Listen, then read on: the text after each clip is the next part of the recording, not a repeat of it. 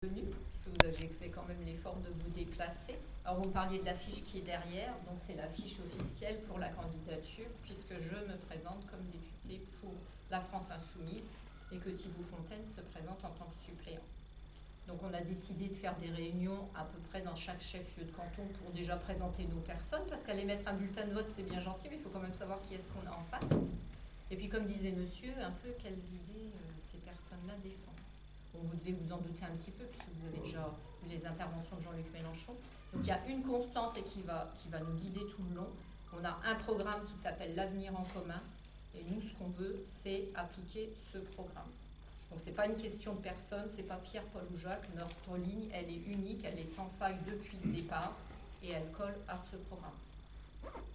Pour vous parler un petit peu de nos personnes, donc moi j'ai 54 ans la semaine prochaine. Vous ne les faites pas. Je vous remercie, c'est gentil aussi. Je suis vraiment issue de la société civile, alors entre guillemets j'en plaisante un petit peu, puisqu'on entend beaucoup de sociétés civiles, donc je travaille à temps complet. Je suis divorcée, je suis toute seule, j'ai 2 enfants, donc une qui est déjà grande qui travaille, une qui fait ses études, ça coûte cher les études. Et donc mon métier c'est technicienne en bâtiment. Ah bon. Et je suis spécialisée dans l'aménagement des domiciles pour les personnes âgées et handicapées. D'accord. Donc je travaille pour l'association qui s'appelle le Comal Solia 51. Et donc j'interviens chez les personnes pour voir quel type de travaux il faut faire, pour mettre en place des dossiers de subvention avec l'ANA, qu'ils obtiennent des subventions pour les plus démunis pour pouvoir faire ces travaux de maintien. Le Comal aussi intervient au niveau des rénovations énergétiques. Donc on a tout ce volet. En fait, Comal Solia, donc c'est Comité d'amélioration du logement marnais, et Solia, solidaire pour l'habitat. Donc ça veut bien dire ce que ça veut dire. Donc moi je ne suis absolument pas encartée, je n'ai aucune carte politique, je n'ai jamais appartenu à aucun mouvement politique, sauf depuis récemment où je me suis dit qu'il y avait quand même quelque chose qui ne fonctionnait pas bien. Donc il fallait peut-être faire quelque chose, parce que je ne vous le cache pas, j'ai toujours voté à gauche. Je suis issue du peuple, puisque moi je suis quand même... l'ascenseur social a fonctionné pour moi. Mes parents étaient concierges, mes grands-parents ils étaient paysans. J'ai une grand-mère qui était cuisinière dans une cantine. Donc l'école ça a fonctionné. Et puis je crois profondément justement cet ascenseur social et la possibilité d'arriver à quelque chose par ce biais de l'école. Et donc quand je vois un peu ce qui se passe, et bien là je me suis dit que j'ai voté M. Hollande, en pensant voter utile. Ah, vous aussi alors. Oui, monsieur, oui. J'avoue mes péchés et mes grandes fautes. Aussi, J'ai voté M. Hollande, et je me suis cruellement aperçue qu'il faisait une politique de droite. Donc j'ai pas trop compris. Donc je me suis dit, bon là qu'est-ce qui va se passer aux prochaines présidentielles? Je vais allumer la télé, je vais regarder, je fais, ah c'est lui qui est élu. Bah oui, mais j'aurais rien fait. Donc cette fois-ci, j'ai décidé de m'engager pour quelqu'un qui me semblait avoir les idées qui correspondaient vraiment à une vision de la gauche. Et qui surtout avait un programme. Donc j'ai commencé par acheter le programme, regarder un petit peu, aller sur sa chaîne YouTube, voir un peu ce qui se racontait, et puis de fil en aiguille, un peu de plus en plus. Et puis alors là, avec tout ce qui s'est passé pendant la campagne présidentielle, c'était plus que magnifique. Donc je me suis dit qu'il fallait peut-être aussi continuer avec les législatives, puisque je ne vous cache pas que notre grand espoir, c'était quand même d'être au 2e tour. On ne l'a jamais caché. Un 2e tour entre Jean-Luc Mélenchon et Marine Le Pen aurait été formidable. Ça n'a pas été le cas ni pour l'un ni pour l'autre. Bon voilà, c'est comme ça. Mais il y a encore les législatives. Et donc c'est pas terminé pour nous. Je vais laisser peut-être Thibault se présenter également. Alors moi je suis Thibault Fontaine, j'ai 31 ans, je viens de l'Aisne et c'est professionnellement que je suis arrivé dans la Marne, puisque j'ai fait mes études à Reims, j'ai une licence de sciences économiques, ce qui m'a permis de passer le concours de professeur des écoles, et donc les mutations ont fait que je suis arrivé sur Châlons-en-Champagne, et donc je suis enseignant professeur des écoles sur Châlons-en-Champagne. J'avais aussi voté Hollande. Et j'ai été très très déçu du passage en force sur beaucoup de sujets. Et donc je crois que j'allais arriver désemparé aux élections présidentielles et j'ai vu Jean-Luc Mélenchon chez Laurent Ruquier. Oui, et il avait parlé de révoquer les élus qui trahissent, etc. Et moi, ça m'a bien parlé parce que j'aurais bien aimé révoquer M. Hollande qui m'avait trahi. Parce que je l'ai eu en travers de la gorge. Voilà. Donc moi, je vois des choses à améliorer. La 6ème République, je la voulais parce que on vit dans une fausse démocratie et pour moi, j'aimerais que le peuple soit interrogé sur des questions. Je crois en la démocratie. Les responsables politiques qui n'interrogent pas les citoyens sur la question européenne, par exemple, parce qu'ils ont peur du résultat des urnes, je ne trouve pas ça normal. C'est le peuple qui décide. Les élus le représentent, ils ne sont pas là pour se représenter eux-mêmes. Donc voilà, moi je voulais plus de démocratie. Oh, je vais reparler un petit peu du rôle des députés, parce que tout le monde élit un député. Alors on entend, oh bah oui, on va élire notre député, il va faire ça pour nous, il va faire ça pour nous, il va faire ça pour nous. Alors on va quand même recadrer un peu les choses. Qu'est-ce que c'est vraiment un député? Un député, il a 3 rôles. Il propose et il vote les lois. Donc il fait des propositions de loi qui effectivement peuvent correspondre à la problématique du territoire qu'on représente, bien entendu. Mais c'est l'État qui élabore la loi. Et nous, on est amenés à les voter. Quand on propose une loi, on ne peut pas proposer une loi qui retire de l'argent à l'État. Un petit exemple tout bête, par exemple, demain, je décide que pour une politique de santé, pof, il n'y a plus de tabac. Je n'ai pas le droit de le proposer parce que le tabac est une recette pour l'État. Et donc, je pourrais le proposer si c'est compensé par une recette qui compense la perte des recettes du tabac. Vous voyez, donc ça, c'est des petits exemples tout simples qui montrent un peu comment ça fonctionne. L'Assemblée vote aussi le budget de l'État et le budget de la sécurité sociale. C'est-à-dire que le budget de l'État, on vous dit toujours, oh bah tiens, alors pour l'armée, pof, il y a tant, il y a tant, mais le budget de la Sécu est aussi décidé au niveau de l'Assemblée. Et surtout, l'Assemblée contrôle l'action du gouvernement. C'est pour ça que ces législatives-là, tout le monde est en train de s'écharper, à savoir à faire des alliances à droite, à faire des alliances à gauche. Pourquoi? Parce qu'effectivement, étant donné que le gouvernement Macron est passé, ceux qui ne sont pas tout à fait d'accord, s'ils veulent s'opposer au gouvernement, il faut déjà qu'ils aient un groupe parlementaire qui soit fort, voire une majorité, pour imposer une cohabitation.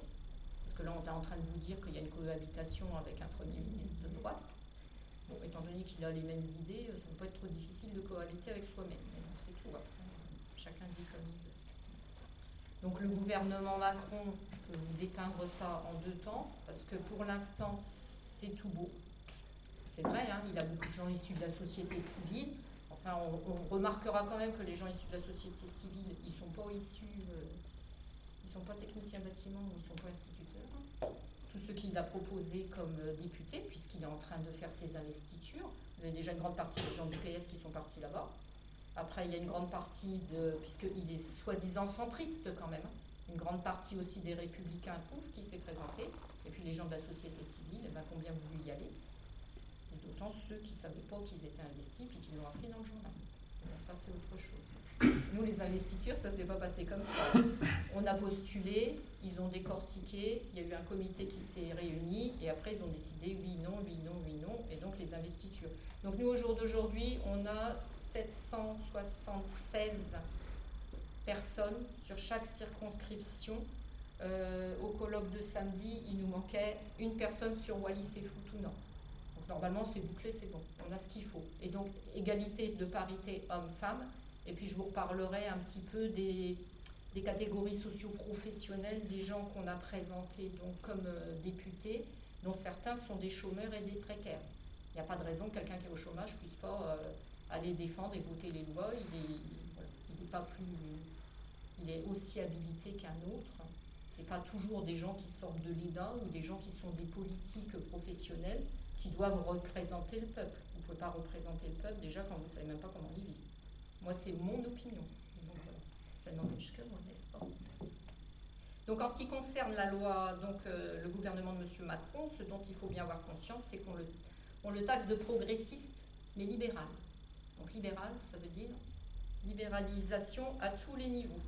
Donc déjà au niveau de la loi El Khomri, puisque vous avez entendu ce qui va se passer, hein, la loi travail va revenir sur le tapis, puissance 25, ça va être voté par ordonnance. Alors effectivement, il y aura des motions qui vont être votées à l'Assemblée, donc c'est pour ça qu'il a absolument besoin de la majorité pour que les motions fassent passer les ordonnances. Donc comme ça, il pourra imposer la loi et faire ses réformes le plus rapidement possible. D'ailleurs, Jacques Attali avait dit que c'était tout à fait normal et que c'était comme ça qu'il fallait faire, parce que si on attendait que l'Assemblée elle vote, on n'est pas prêt d'y arriver. Donc comme ça, on a compris déjà le tableau, comment ça allait se passer. Donc il faut savoir que le Code du travail, les conventions collectives vont être remplacées par des accords branche par branche, c'est-à-dire et entreprise par entreprise. C'est-à-dire que le Code du travail, à terme, n'existera plus. Vous devrez aller discuter avec votre patron si vous voulez quelque chose. Donc pour les grands groupes, quand les syndicats vont s'y mettre, ça va peut-être marcher, mais alors quand vous allez être 4 dans l'entreprise, ça ne va pas être facile. D'ailleurs, à Sainte-Menou, il y avait eu l'entreprise Albéa Tube, où il y avait eu déjà en 2015 des discussions, puisqu'ils voulaient faire travailler les gens 2 heures de plus gratuitement, puisque c'est la grande mode hein, quand même. Et donc, il y avait eu des discussions qui ont abouti, ça a été de la boulée, et donc ils n'ont pas réussi. Et là, avec la politique de Macron, si c'est entreprise par entreprise, je peux vous dire que ça va être chaud et ça ne se passera pas de la même façon. Donc on est quand même face à ce problème-là. On a donc, il veut détricoter le Code du travail. Ce qu'il faut savoir aussi, c'est qu'au niveau des conventions collectives, vous avez quand même une hiérarchie des travailleurs selon leur expérience et selon leurs études, qui fait que normalement, au niveau donc des qualifications professionnelles, elles sont discutées entre le patronat, les syndicats et l'éducation nationale. Ça classe le niveau des diplômes, surtout pour les bacs pro. Et ça n'existera plus. Ça veut dire qu'au niveau des bacs pro, vous ferez 4 ans d'études, celui qui a un titre professionnel, vous serez payé au même prix que celui qui a un titre professionnel. Il faut quand même être bien conscient des enjeux. Donc tout ça, nous, on n'en veut pas. La loi El Khomri, d'ailleurs, quand on entend Ségolène Royal qui dit « Ah, c'est super, Macron, c'est la continuité de la politique de Hollande », on a bien compris ce qui va se passer. Donc voilà un peu ce qui va se passer. Vous allez avoir l'allongement du temps de travail, il s'en est jamais caché. D'ailleurs, il y a une vidéo qui tourne sur YouTube qui est absolument magnifique. C'était il n'y a pas très longtemps, il discute avec M. Cohn-Bendit, et donc M. Cohn-Bendit, qui est, je crois, quelqu'un de gauche, mais maintenant je suis plus sûre de rien, dit « Ah bah oui, mais les gens, les 35 heures, vous comprenez, quand vous avez 55 ans, c'est normal, c'est difficile. » Et là, Macron lui répond « Ah bah oui, c'est vrai, mais alors les jeunes, oh bah les jeunes, ils n'ont pas besoin de 35 heures, quand on est jeune, on a du PEP, bon, 40, 45, c'est bien. Ah bah c'est super, allons-y. Donc maintenant, c'est pour les jeunes. On ne peut pas dire, de toute façon, il y a quand même une politique antisociale. Vous êtes quand même au courant pour les retraités de l'augmentation de la CSG qui va être imposée. Ça veut dire que pour une retraite de 1 200 €, on va vous gratter 240 €. Oui, 240, monsieur. Soi-disant compensée par la taxe d'habitation qui va être supprimée, ce qui est totalement faux. Elle va être supprimée pour 50% des personnes, selon un barème.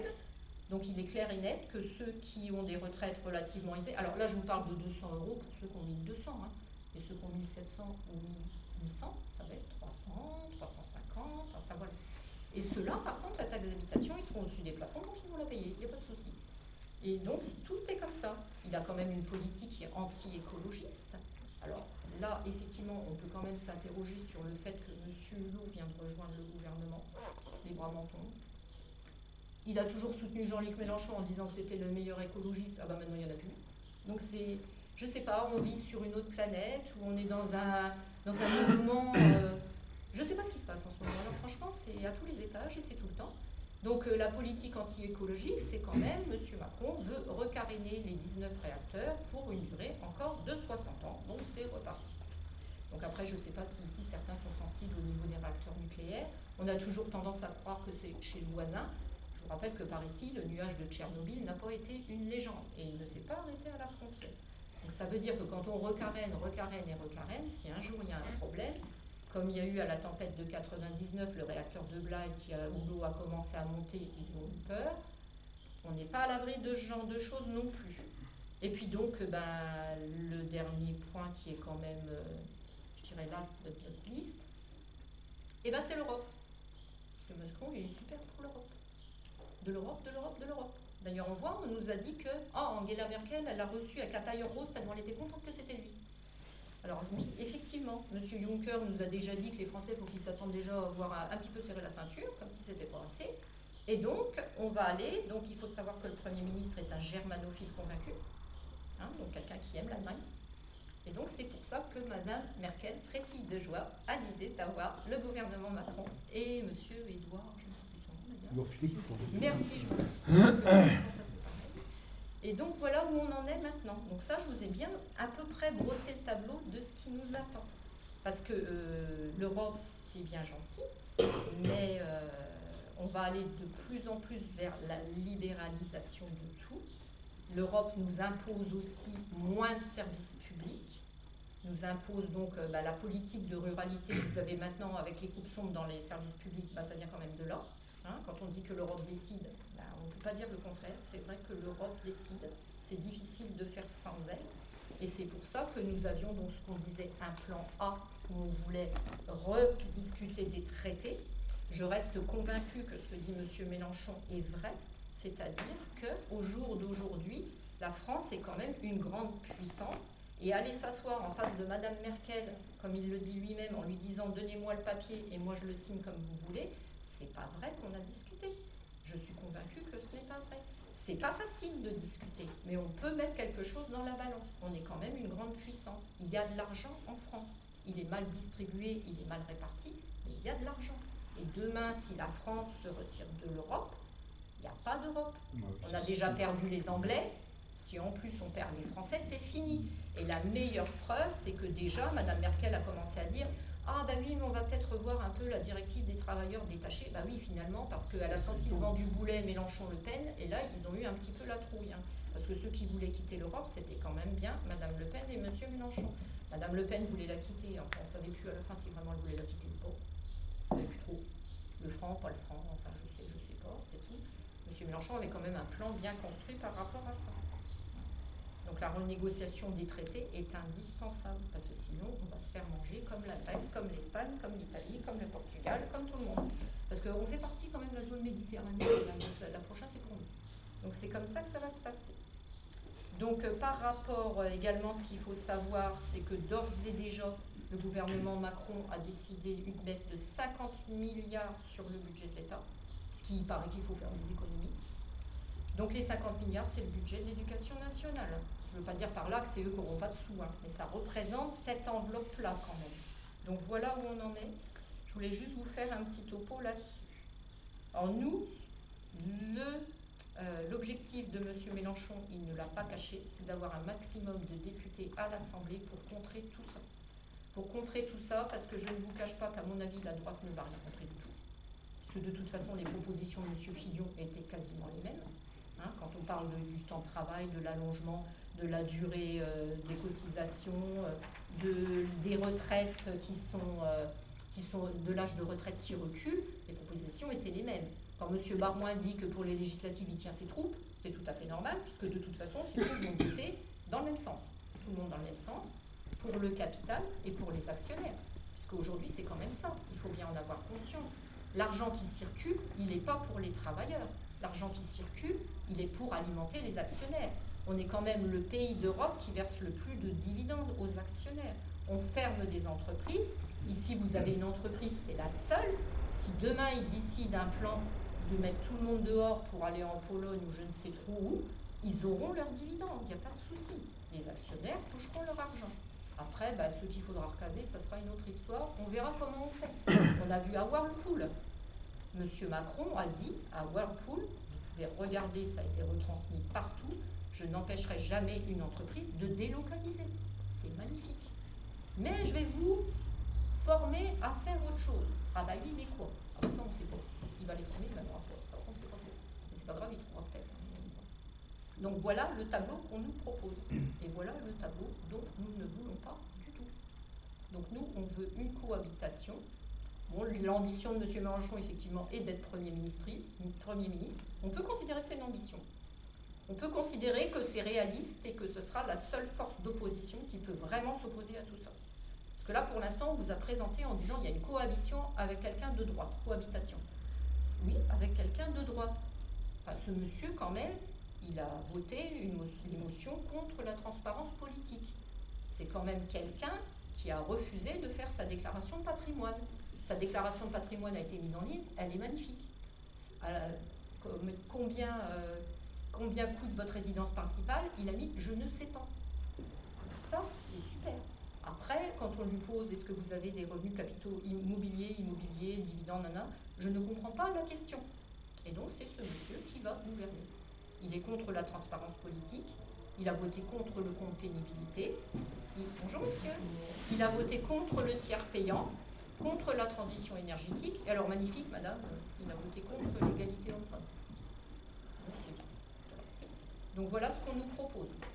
Après, vous avez aussi, donc, vous avez effectivement, les élections présidentielles ont eu cela de très particulier, que finalement, si vous regardez les 4 premiers qui sont dans un mouchoir de poche, tout le monde était à peu près à 20%. Donc, ce qui fait que tout le monde espère avoir une majorité présidentielle, bien entendu. Hein, une majorité à l'Assemblée, c'est sûr. Mais là, bon, donc, pour nous, la droite, si vous voulez, c'est sûr que si elle a la majorité, elle votera tout ce que M. Macron va vouloir faire passer, puisque c'est également dans leur intérêt. Leur ligne politique et leur ligne sociétale est la même. Il n'y a pas vraiment de différence. Alors, tout le monde dit que M. Macron est issu du PS. Oui, puisque tout le PS est parti derrière lui. Mais il est quand même issu de la frange droite du Parti socialiste. Il n'est pas issu vraiment... quand on dit que nous, on est d'extrême gauche, je suis allée faire mon inscription à la préfecture, et donc ils vous donnent le listing. Extrême gauche, extrême droite, tatati, tatata. Je dis, ça y est, ça est encore pour nous, nous sommes d'extrême gauche. Et là, la dame, elle me dit, ah non, non, non, vous êtes de gauche.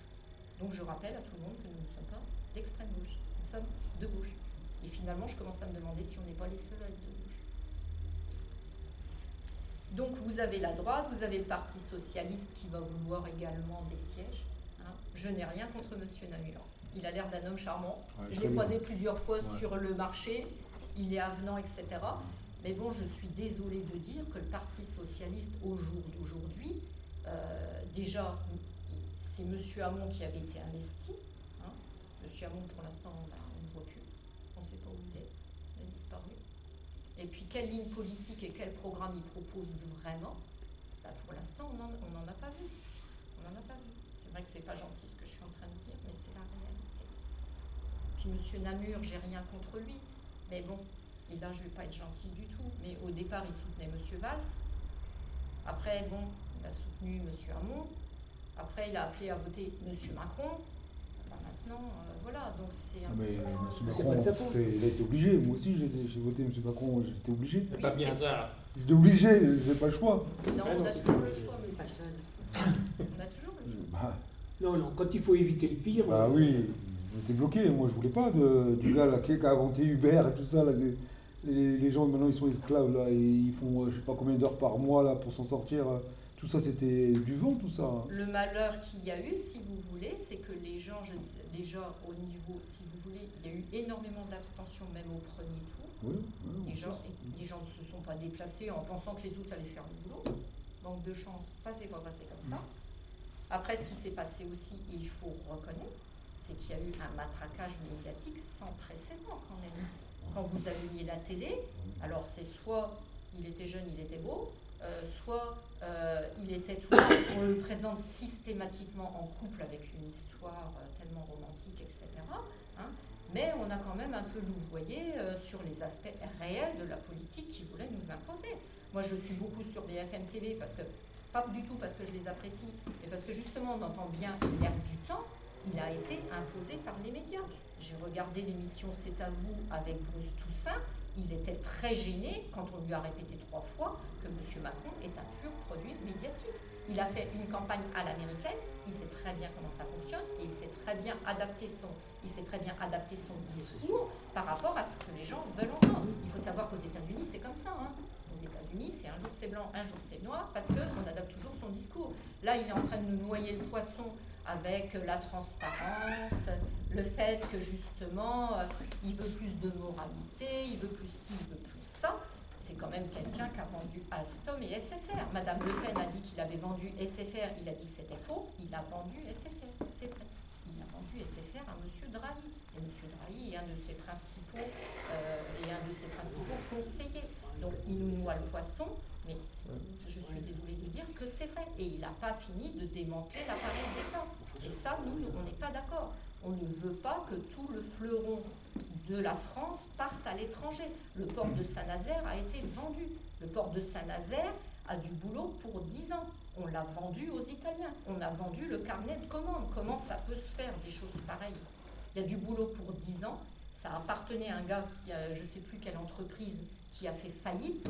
L'État ne s'est pas proposé pour le racheter. Au nom de quoi? On l'a vendu aux Italiens. Ils vont faire quoi, les Italiens? Vous croyez qu'ils ne vont pas partir avec le carnet de commandes pour faire ça ailleurs? Les gens, mais c'est d'une naïveté sans borne. Voilà où on en est. On vend tout. Le service public est vendu. Il n'y a plus de postes. Ce sont des indépendants, ce sont des sociétés. Moi, on m'a mis sur ma boîte mail, j'ai reçu comment on appelle ça, un questionnaire qui me demandait, les services de la Poste, ils envisagent quand même de faire livrer des repas à domicile par les postiers. Voilà où on en est. Nous, ce monde-là, on n'en veut pas. On veut que l'État reprenne sa place. L'État, c'est du service public. Le service public, ça n'est pas une rentabilité. C'est un service. Rendre service, c'est pas vouloir de l'argent. Ça porte bien son nom. Et maintenant, c'est ça qu'il faut. Il faut que ça redevienne un service public. On ne peut pas démanteler comme ça, d'abandonner des territoires complets. Moi, je travaille sur la Marne. Je vais dans des endroits, des fois j'ai 1 heure de route à la limite de l'eau, rencontrer des petites mamies qui ont 80 ans. Déjà avec la loi Hollande qui leur a supprimé la part du veuvage pour la première fois de leur vie, depuis qu'elles sont veuves, elles ont payé des impôts. C'est magnifique, c'est le Parti Socialiste qui fait ça. Ben ça, je trouve ça génial. Là, elles vont s'en reprendre une autre avec la loi Macron derrière. Hein. Et elles font comment pour faire leurs courses? Il n'y a plus de poste, il n'y a plus de médecins, il n'y a plus rien. C'est le détricotage complet de tout l'appareil public. C'est pas possible, ça ne peut pas continuer comme ça. C'est pas possible. Et là, c'est ce qu'on nous propose encore plus. Il y a des solutions. On n'est pas obligé de subir tout ça. Il y a des solutions. Nous, on a un programme qui tient la route. Il est reconnu par plus d'une centaine d'économistes dans 17 pays, mais on ne l'a jamais présenté à la télé. Vous n'avez pas remarqué qu'à la fin, M. Mélenchon, il faisait des chiffres à partir du moment où il a été médiatisé? On ne voulait pas le médiatiser. Ça gêne trop. Ça gêne trop. Les actionnaires, eux, ils veulent leurs dividendes. Ils veulent que nous, on serre la ceinture pour qu'eux, ils aient plus de sous. Un peu comme M. Fillon. C'est même au moment où où ils ont commencé à avoir peur qu'on a entendu les histoires de l'Alba, oui, toutes les histoires de l'Alba, etc. Et puis, comment s'appelle-t-il, là, le patron des patrons Gattaz. Hein, c'était quand même magnifique d'entendre Gattaz en pleine campagne électorale. Je trouve ça plutôt inquiétant même. Encore aujourd'hui. Hein. Oui, bah maintenant, il dit qu'il est très content. Hein, donc, voilà. Il est sur un nuage. Disons que quand M. Gattaz est content, moi, ça m'inquiète. Mais bon. Plus heureux, ça c'est sûr que ça ne doit pas exister. Hein. Ouais. Mais bon, on nous a rebattu les histoires avec cette histoire d'Alba, qui est une alliance économique, qui mettait les Caraïbes, la Guyane, la Guadeloupe au cœur d'un système où ils pouvaient commercer. J'y suis allée en Guadeloupe, mais allez voir, j'ai vécu en Afrique. C'est la France, on se croirait en Afrique. Ça m'a sidéré. Comment on peut abandonner comme ça, alors qu'il y a une forêt? La forêt, ils viennent de donner l'exploitation de la forêt guyanaise à un minier russe. Mais comment on peut faire des choses pareilles? C'est complètement, mais je sais pas, c'est irresponsable, irresponsable. Ça doit arrêter. C'est plus possible. C'est plus possible. On est en train de tout démanteler partout au nom du productivisme. Regardez ici, regardez les territoires. C'est le blé à outrance. C'est des cultures sur court terme qui sont pleines de pesticides. Mais c'est du productivisme. On s'en moque de savoir ce qui va arriver derrière. On s'en moque. Moi, j'ai l'âge que j'ai. Pourquoi je me suis engagée? Parce que je ne veux pas. Peut-être un jour, j'aurai des petits-enfants. Je ne veux pas que ça continue et qu'ils vivent sans. Quand je vais dans les départements et que je passe le long des routes, dans les vignobles, je ferme les fenêtres. Parce que ça sulfate et ça pulvérise à tout va. C'est pas une solution. On fait croire en plus aux agriculteurs que c'est la seule solution. Ça ne l'est pas. La preuve, c'est que même eux sont en train d'en mourir de ça.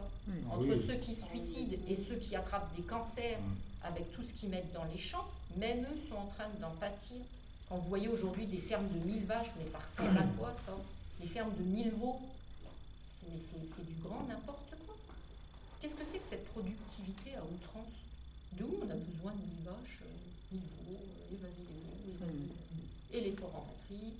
En plus pour je dirais, des denrées alimentaires qui n'ont aucune substance vivrière. Vous faites des analyses aujourd'hui de ce qu'on nous donne dans nos assiettes, il y a 10 fois moins de nutriments que dans les années 50. Alors que soi-disant, il n'y a rien de mieux. Donc tout ça, c'est un monde qui marche sur la tête.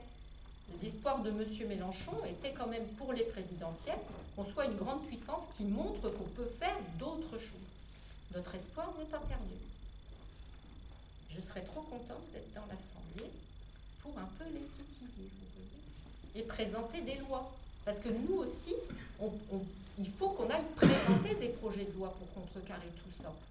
Donc sur les plateformes Internet, puisqu'elles existent toujours, JLM 2017, il y a l'avenir en commun, comme on avait fait pour le programme où les gens ont proposé des mesures qui ont été réunies dans ce livre-là. Les gens ont donc proposé des mesures. Il y a eu un grand colloque à Lille de gens tirés au hasard. D'ailleurs, j'avais été tirée, je n'ai pas pu y aller, j'ai laissé ma place à quelqu'un d'autre, où les gens se sont réunis pour discuter des propositions. Donc vous avez des économistes, il y avait des paysans, il y avait beaucoup de gens d'horizons différents, chacun très pointu dans leur domaine, qui ont fait le programme. Aujourd'hui, nous en sommes à l'élaboration de l'atelier des lois. C'est-à-dire que les gens qui ont des idées de propositions de loi peuvent aller sur les sites internet, les proposer. Et donc, il y a des réunions qui se constituent par assemblée pour commencer à élaborer des projets de loi. Puisque notre projet est quand même d'avoir plusieurs députés à l'Assemblée et que nous voulons être une force de proposition. On ne va pas être là pour juste faire de la figuration et appuyer sur le bouton pour dire oui ou pour dire non. Nous voulons proposer des lois constructives dans le sens de tout ce dont je viens de vous parler. C'est quand ça, les législatives? C'est quand est-ce qu'il faut voter? Le 11 juin et le 18 juin. Ouais, bientôt, hein. C'est pour ça que la campagne est très courte.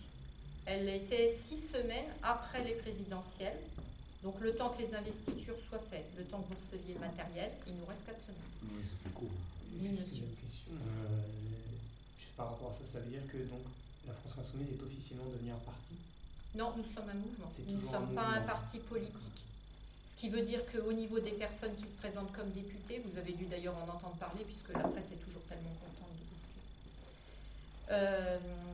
Nous ne présentons pas donc de candidats France Insoumise en face des députés sortants du Parti communiste qui ont soutenu Jean-Luc Mélenchon pour les présidentielles. Ça nous a semblé tout à fait normal. Ils ont fait le travail, ils nous ont aidés, donc on leur laisse leur siège. Par contre, dans les autres circonscriptions, nous nous présentons. Tout en vous disant que les communistes aussi ont fait leur travail dans toutes les circonscriptions. Hein, moi, j'ai milité dans une autre circonscription. Qui faisait le boulot, qui collait les affiches, qui distribuait les tracts. Bien souvent, c'était les communistes. Alors, monsieur, je vais vous contredire. Et Ah, là, mais moi, je me dis, c'est pas la peine. Non, c'est sur pas la la peine de me quatrième- contredire. Non, sur Je- la 4e circonscription, monsieur. Ah, oui, Sur la 4e circonscription, ils ont reçu le matériel, ils n'ont pas voulu nous aider. oui. J'ai été Peut-être. voir 2 fois monsieur Vatel. Il m'a dit, oh bah faudrait peut-être qu'on s'entende, on verra ça. Et nous avons été 3, donc je l'ai dit à monsieur puisqu'il était là le premier, du mois d'octobre au mois de janvier, on a été 3 pour faire le boulot. On a fait des collages, on a fait des tractages et on a fait les marchés. Et même les marchés de Noël, nous étions déjà présents. Ils n'ont pas voulu nous aider. Et Donc de je l'autre côté, sais si- que par contre, dans la 5e, du côté de Vitry, ils ont été très présents sur le terrain. Mais dans la 4e, rien du tout. Hein. Et c'est pas faute d'avoir demandé leur aide. Le matériel est toujours chez eux. Ils ne s'en sont absolument pas servis. Mais ça se Mais- passe très Mais dans bien. la 3e, je vous le dis. Hein. Moi, dans la circonscription que j'étais, c'est dans l'Hérault. Ah oui, oui, C'est oui. nous qui avons fait le boulot. Mais Hein. bien sûr. Sur les marchés, on n'en a jamais vu l'insoumis. Jamais. Ben, je Hein, vous et dis c'est pas nous le- qui distribuions eh ben, les je tags ne dis des pas le insoumis. contraire, mais malheureusement, ici, ça n'a pas été Alors. le cas. Et la meilleure preuve, c'est que ben, M. Vatel, il se présente et moi, je me présente. Ça- Mais j'ai rien contre M. Vatel, hein, je le connais personnellement, Moi, je le c'est connais aussi bien un homme aussi. charmant. Oui, je connais bien, mais Ça il est dépend. charmant. Hein. Non, mais je ne veux pas faire une affaire personnelle. Non, mais c'est pour ça, je vous dis. Pas non plus dire après, nous, on a abandonné. Alors, c'est ce que je voulais dire aussi. Maintenant, chacun a ses candidats, hein, chacun a ses propositions. Le Parti communiste est un vieux parti historique. Il a été de toutes les luttes. C'est bien grâce à eux où on en est là aujourd'hui. Hein. Il faut quand même leur reconnaître ça. Mais c'est vrai que sur la 4e, on aurait aimé un petit peu plus de coups de main. Mais bon, c'est tout, ça s'est passé comme ça. Hein. Bon, voilà. Bon, Dominique, il est investi pour le Parti communiste, il va être en face de moi, et puis voilà. Mais bon, je suis au regret de dire, pour quel programme? Vous voyez? Vous êtes communiste, vous, monsieur, militant communiste? Oui, oui. Oui. Depuis 50... combien? 60 ans. Nous, on a un militant communiste qui s'appelle Michel Cochetier, qui nous a rejoints et qui tracte avec nous, qui est un vieux militant communiste depuis le début. Mais voilà, je comprends que historiquement, se dire qu'on n'est plus là, c'est pas possible. Se dire qu'on n'est plus là, c'est pas possible. Comprenez? Oui, mais ça montre aussi vos faiblesses, parce que vous avez dit le Parti communiste ne nous a pas aidés. Oui. On a donné les tracts à Vatel, qui a pas mal de militants. Non, c'est pas comme ça que ça s'est passé. Et nous, on a été à 3... Les tracts sont Attendez, je termine. Chez monsieur nous, Vatel. on a été à 3 à faire le travail. Ça veut dire que vous n'étiez que 3 pour faire le travail? Oui, jusqu'en février. Jusqu'en février. Où là, comment les gens... On en parlait avec monsieur d'ailleurs. On a eu du mal. Je vous rappelle quand même qu'on est sur une terre de droite. Hein. Oui. Donc, bon passage.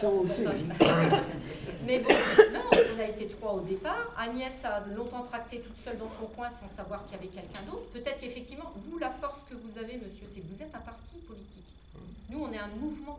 Et donc, se connaître les uns les autres et se reconnaître les uns les autres, ça n'a pas été facile. Donc, il y a des cartes qui sont mises à notre disposition avec des groupes d'appui. Mais tous les gens qui ne sont pas forcément sur Internet, qui ne savent pas, vous voyez, quand vous avez un parti politique qui a pignon sur rue, bah vous regardez dans l'annuaire, Parti communiste, là, numéro de téléphone, adresse, hop, c'est parti mon kiki. Mais nous, on n'a rien. On n'a pas. On est un mouvement, pour répondre à votre question. On n'est toujours pas un parti politique. On est un mouvement citoyen. Et d'ailleurs, la meilleure preuve en est, c'est que y a des gens qui... on a demandé... Moi, je ne suis pas encartée. Mais on a demandé à personne de jeter, comme il se passe pour En Marche, de jeter sa carte pour venir.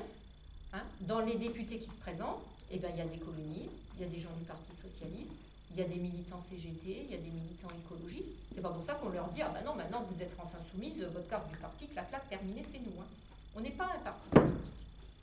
C'est pour ça que, comme vous dites, notre faiblesse, c'est peut-être ça. C'est que s'organiser est plus difficile, parce qu'on a du mal à se retrouver et à se reconnaître les uns les autres. Et quelque chose qui vous a desservi également, oui. C'est la non-entente entre Mélenchon et Et M. Hamon. Non, au niveau avec le Parti communiste. Alors, dans certains endroits, ça se passe bien parce que Marie-Georges Buffet est investi par la France Insoumise. Mais Marie-Georges Buffet il y avait une consultation quand même au niveau. Il y a eu une consultation au niveau des militants. Le résultat est ce qu'il est actuellement. Et je pense que ça dessert tout le monde. Ça nous dessert ceux qui vont en pâtir de la politique qui va être générée par Macron et ses sbires. Oui, mais regardez, pour reprendre, si on reprend un peu la jeunesse de la chose, Madame Buffet donc Marie-Georges Buffet, il y a une consultation des militants. Elle a été peut-être qu'elle n'était pas à 80% pour, mais il y avait quand même 53% des militants qui avaient dit qu'ils étaient d'accord pour rejoindre la France Insoumise. Oui. Marie-Georges Buffet a donné le mot d'ordre au niveau national. Tous les militants n'ont pas suivi, puisque la preuve est que sur la scale je veux dire comment ça s'est passé au niveau du Parti communiste. Les instances nationales se sont réunies et ont décidé qu'il fallait présenter un candidat du Parti communiste. Et puis après, ils ont consulté les militants, ce qui est tout à fait démocratique, dont j'étais. Les militants à 53%, comme vous l'avez dit, ont dit non, il faut soutenir, dont j'étais d'ailleurs, il faut soutenir dès le premier tour, il faut soutenir Jean-Luc Mélenchon et ne pas présenter de candidat du Parti communiste. Voilà. Bon, l'histoire de Marie-Georges Buffet, c'est un dirigeant comme un autre. Non, mais je veux dire, elle n'en a été que le porte-parole du résultat de ce que vous aviez décidé. C'est ce que je voulais dire par là. Je ne veux pas dire que c'est elle qui a décidé. Je veux dire, elle a été votre porte-parole et dit voilà le résultat de la consultation. Elle est assez marginalisée actuellement. D'autant qu'elle se présente. Mais vous la soutenez. Mais sinon, M. Vattel... Vous savez, monsieur, nous, notre objectif, comme vous le disiez vous-même, c'est qu'il y ait une opposition. C'est qu'il y ait une opposition forte à l'Assemblée. Après, si vous êtes, je ne sais pas, 100 ou 150 représentants du Parti communiste et que vous leur volez dans les plumes, moi, ça me va. J'espère pas ça. Non, mais voilà. Mais si vous voulez, je reconnais, c'est vrai que c'est malheureux que l'union de la gauche ne se fasse jamais. Voilà. Mais je pensais que vous alliez nous parler, monsieur, de monsieur Hamon. Monsieur Hamon nous a demandé sans aller de nous rallier. Mais il était à 6% et nous, on était à 20%. Il faut être cohérent. Non, il faut laisser Hamon à sa place. On retrouve le problème de la cohérence là, parce que monsieur Vattel, on l'avait contacté au début, parce que ni toi ni moi n'envisageons de nous présenter à des élections. Donc on lui avait demandé s'il était prêt à venir rejoindre la France Insoumise. Il a eu l'honnêteté de dire que ça ne l'intéressait pas, il se présentait pour le Parti communiste. Mais il était investi longtemps. Il aurait très bien pu soutenir ce programme-là et être investi par la France Insoumise. Et nous, on ne se serait jamais... Si vous voulez, après, Dominique a demandé effectivement à ce qu'on se voit, mais c'était trop tard parce que les investitures, elles étaient faites. Vous voyez ? Et tous les puis gens là, qui aujourd'hui, ça en est, vous savez vous-même que c'est plus possible. Oui, parce que là, j'ai lu le dernier tweet envoyé par Mélenchon lorsqu'il parle, et pour parler avec le Parti communiste, c'est à la limite de l'insulte. Hein. Je le c'est de l'insulte. Vous l'avez vu peut-être, non? Non, je ne l'ai pas vu. Alors, il faudrait qu'on calme un peu le jeu. Mais si vous voulez, là, au niveau départemental, donc les instances France... Il y a un représentant départemental France Insoumise qui est le candidat sur la 3e circonscription, donc Roland Jacques. Il a rencontré donc le Parti communiste au niveau de la Marne. La chose étant que pour pouvoir être investi candidat France Insoumise aux législatives, il y a une charte à signer. Et donc apparemment, au niveau de la Marne, le Parti communiste a refusé de signer la charte. Donc si vous voulez, rien qu'à partir de ce moment-là, c'était plus possible. Et la division sert la droite. Hein.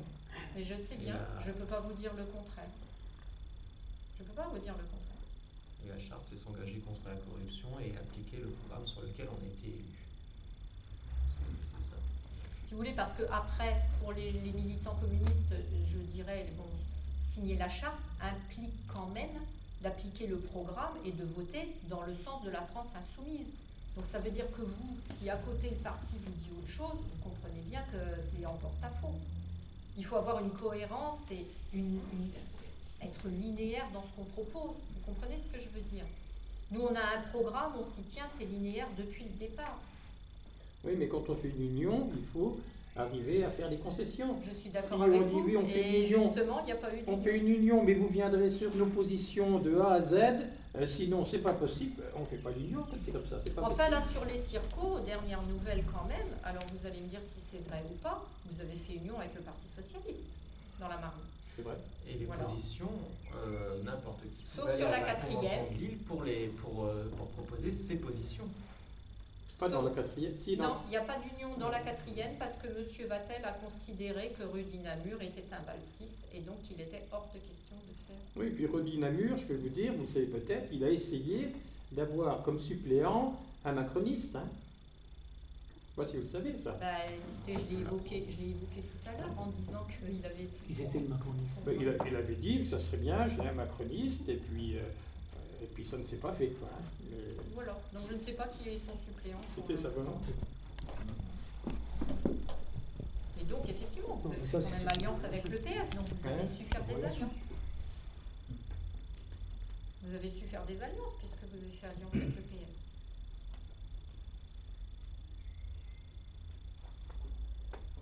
Donc le Parti Socialiste, j'espère pour vous que c'est quand même la ligne Hamon.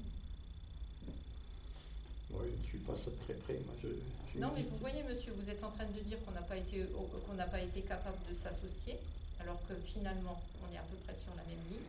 Ça n'a pas empêché le Parti communiste de s'associer avec le Parti socialiste. Le Parti socialiste, c'est monsieur Hollande, c'est monsieur Valls, c'est tous les gens qui sont partis chez Macron. Je ne sais pas...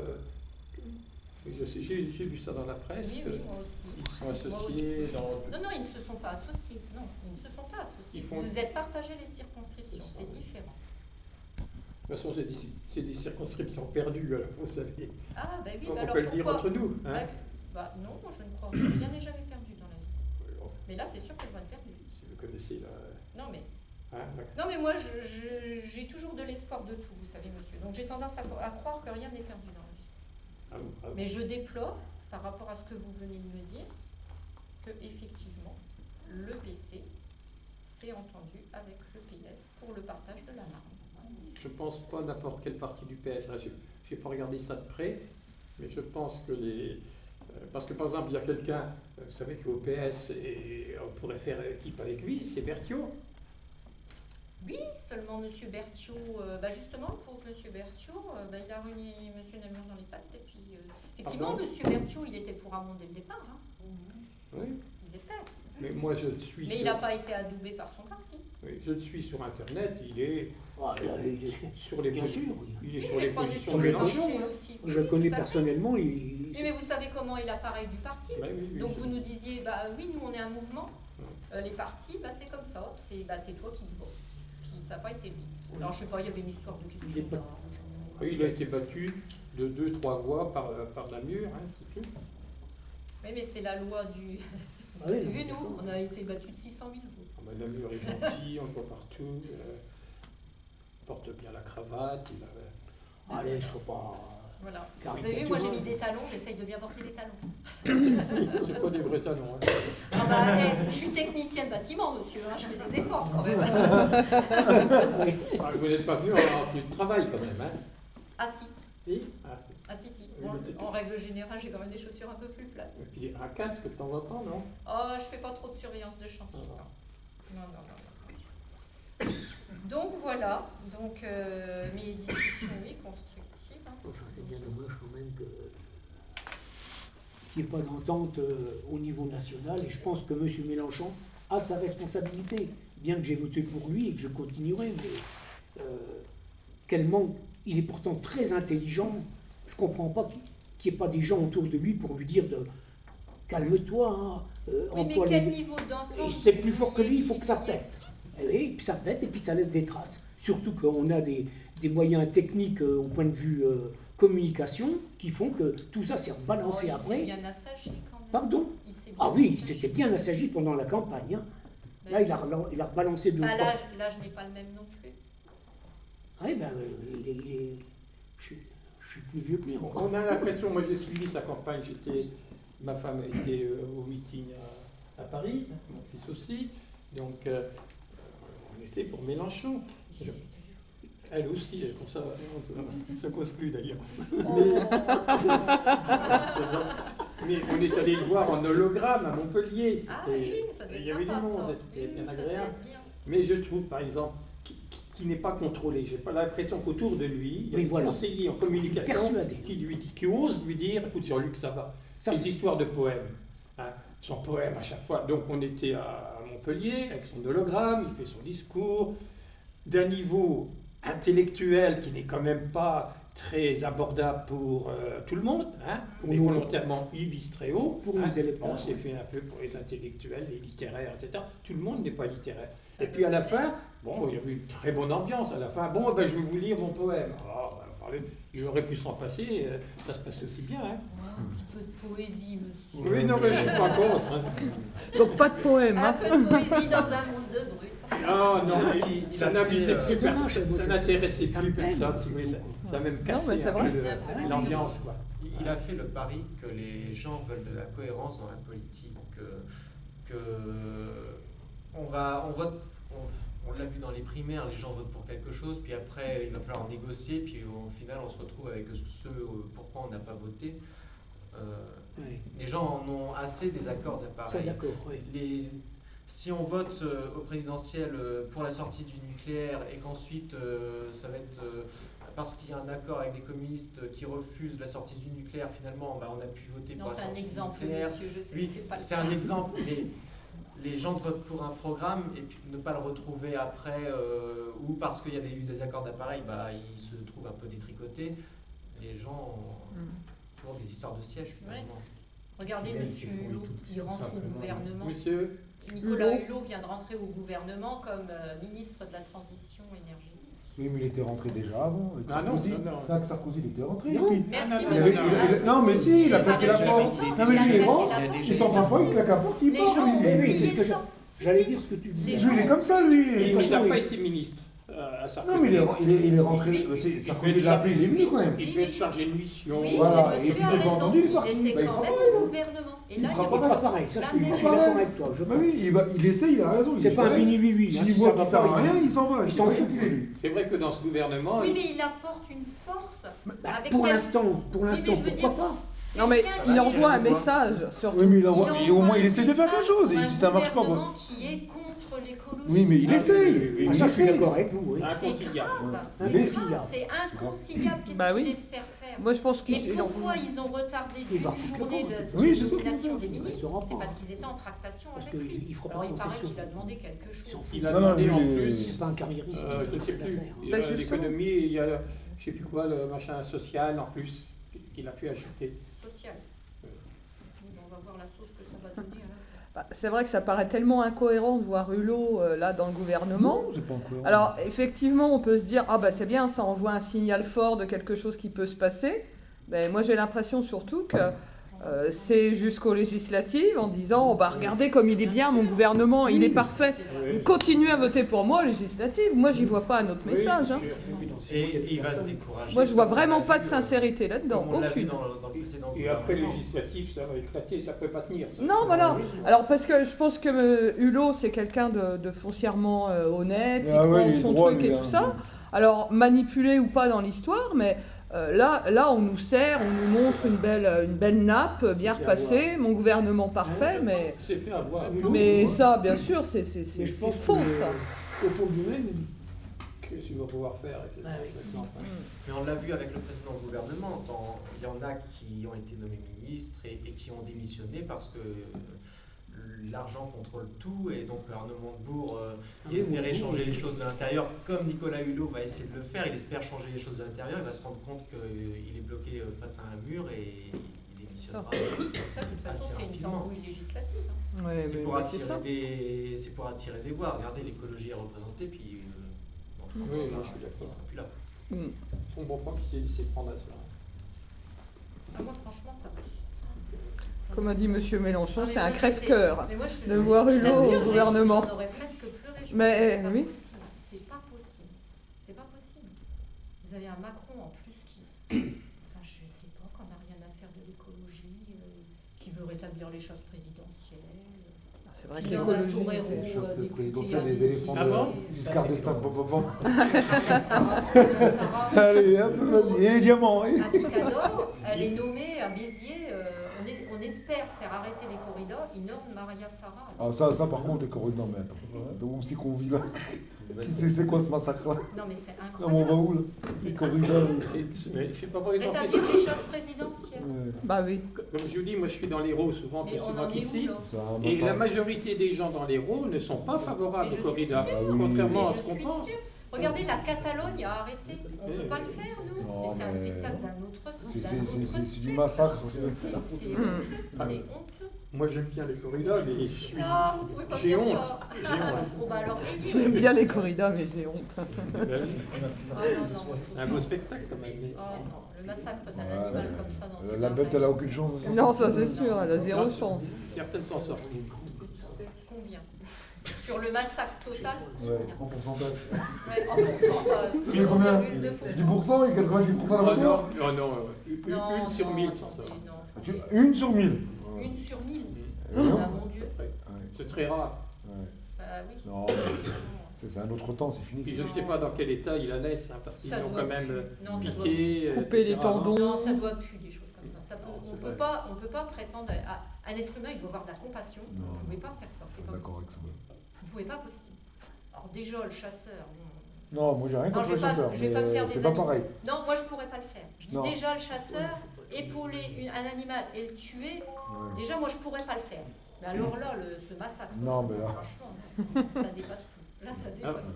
vous qui êtes professeur des écoles, moi il y a quelque chose, j'ai d'ailleurs écrit au Parti communiste pour dire que j'étais vraiment étonné, enfin pas étonné, mais scandalisé par le fait qu'on revienne à la semaine des 4 jours. Parce que ça veut dire que on aura 4 matinées, je pense dans les écoles élémentaires, on aura 4 matinées d'apprentissage. Et tout le monde sait que c'est le matin que les apprentissages sont le mieux acceptés par les enfants. Alors moi, ce qui me gêne, c'est que les enseignants ne se mobilisent pas là-dessus. Quand Darcos, en 2003, a supprimé la semaine de 5 jours pour mettre la semaine de 4 jours, les enseignants n'ont pas bougé. Parce qu'ils y trouvaient quand même un intérêt. C'est-à-dire qu'ils iraient travailler 4 jours au lieu d'aller travailler 5 jours. Et ça, je crois qu'il faut que là-dessus, c'est aller contre l'intérêt des élèves. Et pourquoi? Tout simplement pour des histoires d'argent. Les municipalités disent tout de suite, oui, nous c'est bien la semaine de 4 jours. Pourquoi? On paye moins de personnel, moins de chauffage, moins d'éclairage, on fait des économies, on ne se casse pas la tête pour faire des activités complémentaires. Donc c'est plus simple pour les communes et on fait des économies, mais au détriment des enfants. Moi j'ai voyagé, je dis pas partout dans l'Europe, je suis allé en Angleterre, enfin, au niveau d'échanges scolaires, je suis allé en Angleterre, je suis allé en Allemagne, je suis allé en Roumanie. Je n'ai pas vu un pays où on enseignait 4 jours dans les classes élémentaires. Ça n'existe pas. Ça n'existe qu'en France. Et tout le monde a l'air d'accepter ça facilement. Qu'en pense l'enseignant? De cette réforme, de ce retour sur la réforme, oui. C'est pour... en fait, il donne la liberté aux communes de faire comme elles le veulent. Oui. Il est en train de casser l'éducation nationale et de tout territorialiser et de laisser de l'autonomie, de faire selon les territoires, etc. Pour moi, il casse l'éducation nationale. J'aurais préféré qu'il reste sur l'éducation nationale comme c'était fait là, même si je critiquais cette réforme. Oui, mais sur les 5 jours, qu'est-ce que vous dites? Personnellement. Sur les 5 jours. Écoutez, c'est pas ça, j'ai compris. Non, j'ai compris, non, c'est ça. C'est pas ça. C'est que cette réforme des rythmes scolaires, elle a quand même une incidence sur la vie des personnels. Se lever 5 fois, prendre la voiture plus. Oui, non, mais alors. Des histoires de garde d'enfants aussi pour les enseignants. Ceux qui font les 3-8. Et ceux qui font 60 heures par semaine comme moi, 5 jours, 60 heures. Oui, bien sûr, on trouvera Il y a toujours lui pire ou 35 ailleurs. D'ailleurs, on nous dit toujours il y a pire ailleurs pour nous faire avaler les. Mais non, mais attends, c'est abusé déjà. Mais je suis d'accord que les enfants apprennent mieux le matin, mais cette réforme-là, elle a été soutenue par les enseignants. L'éducation nationale n'a pas mis plus de moyens. Elle a demandé les moyens aux enseignants. Elle a demandé les moyens aux enseignants de les donner. Moi, ma paye n'a pas augmenté et pourtant, je fais la route une fois de plus. Mais la situation de 5 jours, c'est ce qui existait avant que Darcos décide du jour au lendemain, sans aucune justification. Je crois que les enseignants... C'était en 2003, mais moi j'ai connu ça, tout le monde a connu ça, les 5 jours. Hein? Et les enseignants, vous venez même de le dire, savez-vous que les enseignants, les instituteurs ne travaillent pas 1 jour sur 2 dans l'année? Pas 1 jour sur 2, c'est-à-dire qu'ils ont plus de la moitié des jours de l'année chez eux. C'est vrai, c'est pas vrai. Ils sont quand même censés travailler chez eux. Si on parle d'un enseignant qui se respecte, a quand même une classe à préparer. Hein? Non, mais je suis d'accord. Il les connaît, lui. Non, mais honnêtement... Il les connaît, les enseignants qui travaillent à la maison. Honnêtement, mon ex-mari est enseignant. Et ils sont au bistrot. Vous avez de tout, c'est comme chez tout le monde. Vous avez celui qui a son cours et qui va vous ressortir pendant 15 ans. Et vous avez celui qui, le soir, fait son boulot, qui prépare sa classe, etc. Donc, je ne discute pas de cela. Plus beaucoup, madame, arrêtez. Non. Je suis d'accord avec quand même, moi je prépare mes cours avant d'aller faire cours au lycée. Non, mais je ne discute pas de ça. Je reconnais ce que vous dites. C'est vrai qu'ils ont quand même le congé. Là, si on parle vraiment du congé scolaire, normalement les congés scolaires, c'est pas pour rester chez soi à ne rien faire. Il y a des préparations de classe, il y a des choses à élaborer quand même. Après qu'ils ne le fassent pas, c'est autre chose. L'école, c'est avant tout pour les enfants. Bien sûr. Et là, vous parliez du personnel. Oui, parce que monsieur me demandait. Voilà, hein. Et moi, je pense aussi. Et moi, j'ai connu la semaine de 5 jours. Hein. Il faudrait 5 matinées, 5 matins pour l'apprentissage des jeunes enfants. Surtout que pour moi, le vrai problème est qu'ils ont de plus en plus de choses à apprendre. Pourquoi maintenant ils sont moins bons en français et en mathématiques? Parce qu'on leur a rajouté ça, et puis l'informatique, et puis bidule, et puis machin, puis ça, c'est un puissant fond. On peut pas, c'est pas Pour possible. les enseignants, si ça les fatigue plus, mais c'est avant tout. Normalement, vous acceptez un métier avec ses avantages et ses inconvénients. Voilà. Exactement. Je suis enseignante, hein, j'étais. Oui, et voilà. Donc, madame, j'ai raison qu'il y a des enseignants qui aiment leur travail et qui Ah, oui, préparent mais leur classe. Mais d'un autre côté, il faut comprendre, Ça c'est a évolué, ça. Imaginons une salariée en boulangerie, Ça a on lui évolué. dit En la moins bien. boulangerie elle est fermée le dimanche, ah bah les gens ont besoin de leur baguette le dimanche, vous viendrez le dimanche Merci, monsieur. gratuitement parce qu'on change vos obligations C'est réglementaires pas de la même service. chose que l'éducation des enfants. Non, attends, là, on a dit l'éducation là-dessus. Mais quand Oui, on mais il faut demande, qu'il fasse quand on quand même demande partie de la une population. demi-journée supplémentaire aux enseignants, il faut bien comprendre qu'ils ne soient pas contents que ça se fasse gratuitement. Ah oui, mais je comprends. Mais- Oui, mais enfin, Mais quand c'est on pas leur une a demi- enlevé la demi-journée, on leur a pas C'est enlevé pas une les demi-journée supplémentaire, c'est le retour Bien à la sûr. situation Normal. qui existe depuis 1945 Ils ont pas jusqu'en eu 2003. Ça a toujours été comme ça. Quand vous alliez à l'école, c'était comme ça. Vous aviez tous. Et, personne- moi, les 5 et jours. les enseignants ne se plaignaient pas. Bah oui.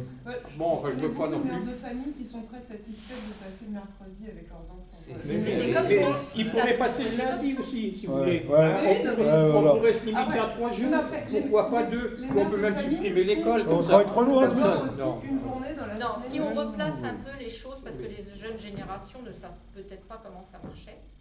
Ils ont moins de vacances. Enfin, Non, c'est pas non, non. plus. Avant, on avait le mercredi et on y allait le samedi matin. Voilà. Oui, Ce qui Exactement. s'est passé, Ouais. c'est que ça fait des années et des années que on demande à ce que le samedi matin soit libéré pour des questions économiques, Ça, parce c'est que bien. les parents Ça, veulent c'est bien. passer le week-end avec leurs enfants. Ça, c'est bien.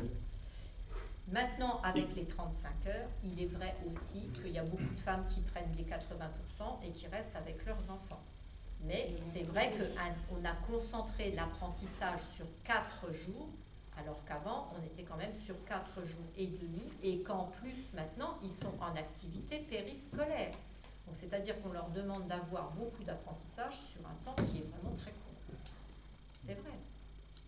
Et monsieur, vous disiez que les enseignants ne sont plus intéressés, c'est parce que aussi le mode de recrutement et le mode Formation. aujourd'hui de formation n'est plus du tout le même. Eh ben, j'ai pas compris. Moi, à ma génération, J'ai pas compris. c'était après le bac. Hein, Oui. On était à l'école normale, Ouais. on était Exact. payé par l'État, on devait 10 ans de service, puisqu'on avait été Exact. payé. Est-ce que je dis une bêtise? Je ne crois Non. pas. Hein. Non, c'est Et on allait à l'école et on allait en même temps dans les classes. Et maintenant, on forme des maîtres qui n'ont jamais vu un enfant, qui ne savent même pas par quel bout ça se prend, Ok, hein, d'accord. et qui sont tous en université. Et ben voilà. D'ailleurs, ils veulent revenir sur ce type de formation parce que c'est une catastrophe. On est sur de l'humain, on est sur du vivant. On n'apprend pas sur un tableau par A plus B comment s'est fait un gamin. Hein. On va dans les classes avec les maîtres et puis on y va. Et puis, juste problème, pour il faire est un un peu point là aussi par rapport à la société, je veux dire que la société a énormément changé. Oui. Et c'est vrai aussi que les conditions d'enseignement sont certainement pas les mêmes Oui. qu'il y a une cinquantaine d'années. Oui, non, Parce- vous parce- dites oui, madame, mais allez enseigner à Paris. Là, vous vous plaignez là, allez à Paris. Non, mais c'est ce Vous que allez madame tenir une dit. semaine et vous Non, allez mais revenir en monsieur- courant ici. Monsieur, c'est ce que va madame pas dit. laisser- ouais, non, mais- Mais non, mais- c'est ce que je dis, c'est que malheureusement, Ouais. les conditions On a économiques, le respect du maître. les conditions économiques ont fait que enfin, les difficultés économiques se répercutent beaucoup sur l'école. C'est-à-dire que l'école n'est plus un lieu complètement protégé où on entre et on laisse ses problèmes dehors. Là, c'est vrai qu'on vit dans un monde qui est dur, où, ma foi, papa et maman n'ont pas toujours du boulot, où voilà, c'est compliqué. Et du coup, ça se ressent énormément sur le comportement des élèves. Et puis on revient sur l'autorité des enseignants, alors qu'on respectait nous. C'est vrai quand même. On revient Ouais, sur on l'autorité, respectait- mais parce que la société est devenue violente. Non, mais c'est vrai, on respectait. Parce que la société est On devenue respectait. violente. Mais au jour d'aujourd'hui, vous Non, avez mais c'est vrai, beaucoup de on parents, respectait, et quoi. même en maternelle, les parents Non, il y a pas de refusent respect. qu'on fasse des remontrances à leurs enfants. De temps en temps, C'est un fait sociétal.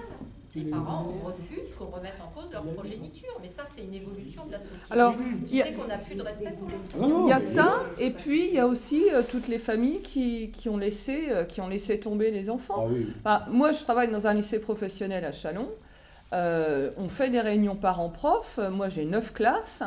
Je peux voir parfois 3 parents. Voilà, mais ça c'est pas normal. Voilà. Ouais.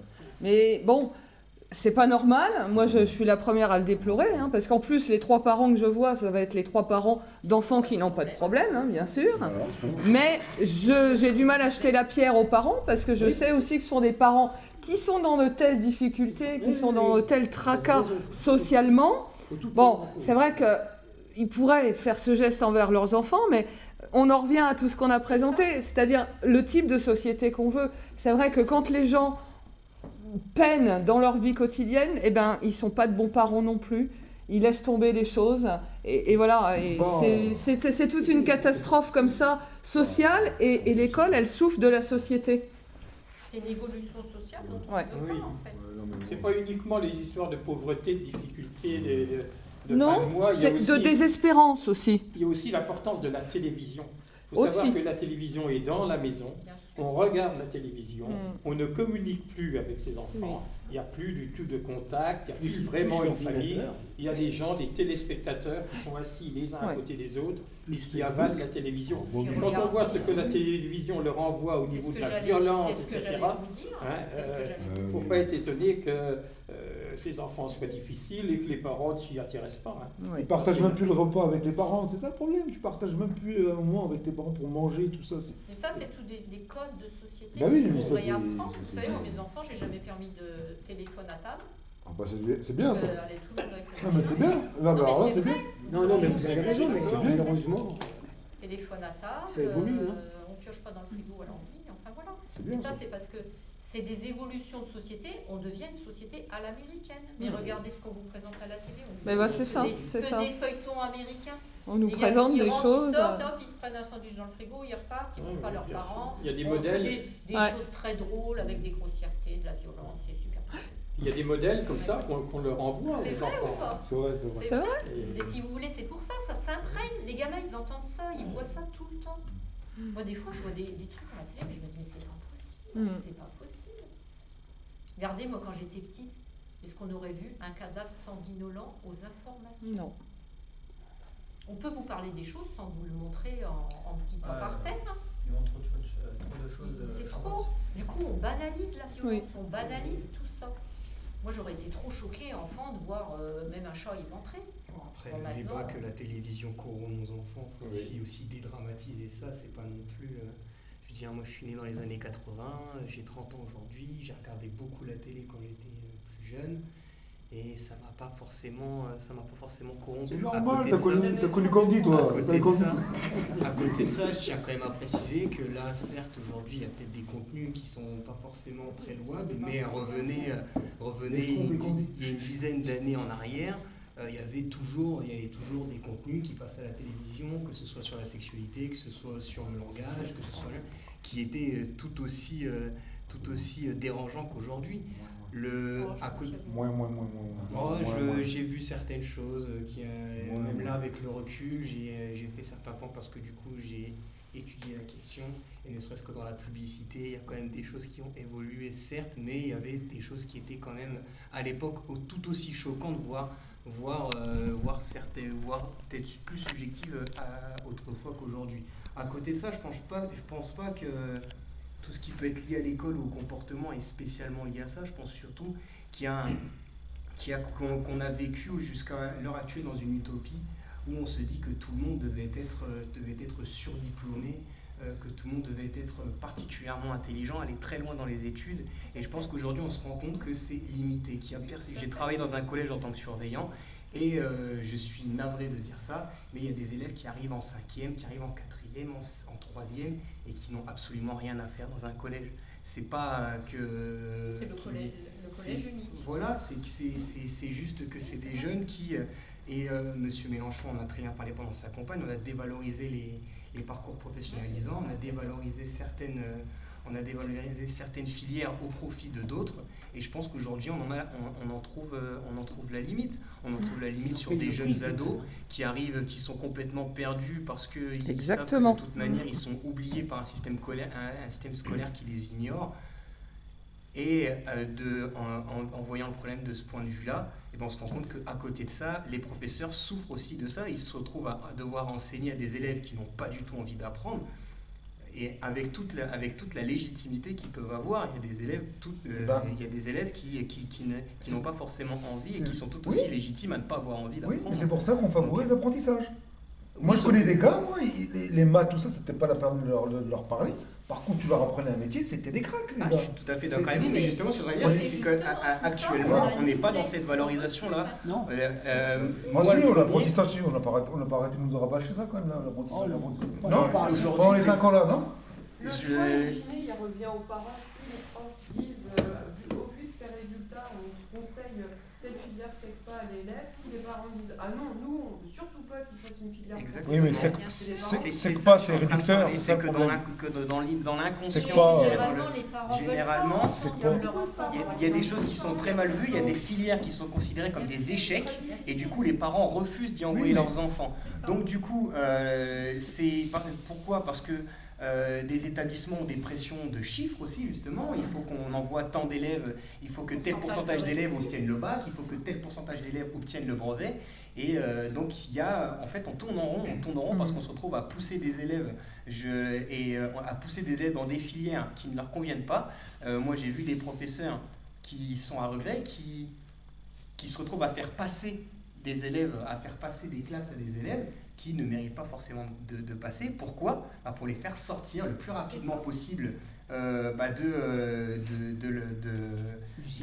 du système scolaire classique pour qu'ils puissent justement arriver dans des filières professionnalisantes. Parce que... Ou enfin... Où ils pourront se valoriser. Voilà, où ils vont enfin pouvoir se valoriser. Oui, mais il faut attendre. Il faut qu'ils attendent. Ça veut dire qu'ils vont devoir passer... Ils perdent du temps. Il faut qu'ils perdent du temps, en fait. Il faut qu'ils passent 1 an, 2 ans de plus. 1 an, 2 ans de plus. Donc ça veut dire que c'est des élèves qui peuvent à certains moments poser problème. Donc ils deviennent contraignants pour d'autres élèves. C'est cela. C'est-à-dire qu'on pourrait penser que les élèves dès le CE1 et le CE2 partent en apprentissage. Si on prend littéralement ce que vous avez dit, c'est ça. Non, je dis valoriser les filières. À 14 ans, vous partiez en apprentissage si vraiment vous en aviez envie. Ouais, 14 ans, oui. c'est bien. Et valoriser, surtout, valoriser des filières. Valoriser des filières et arrêter de faire passer certaines filières. Alors, c'est général, j'ai envie de dire, c'est un climat qui est général. C'est arrêter de faire sous-entendre que certaines filières sont plus basses que d'autres, que certains métiers sont plus bas que d'autres, que certaines... Qui fait entendre ça ? C'est des discours de l'éducation nationale. C'est faux. Si vous dites quel était mon métier, j'étais principal de collège. Et ce que vous dites est totalement faux. Les enseignants dans le collège, ils essaient de proposer des orientations qui sont des orientations favorables pour les élèves. Attendez. Et souvent, où sont les réticences ? C'est les réticences des parents. C'est les réticences des élèves aussi. Oui, mais monsieur, pourquoi les parents... Souvent, c'est ça.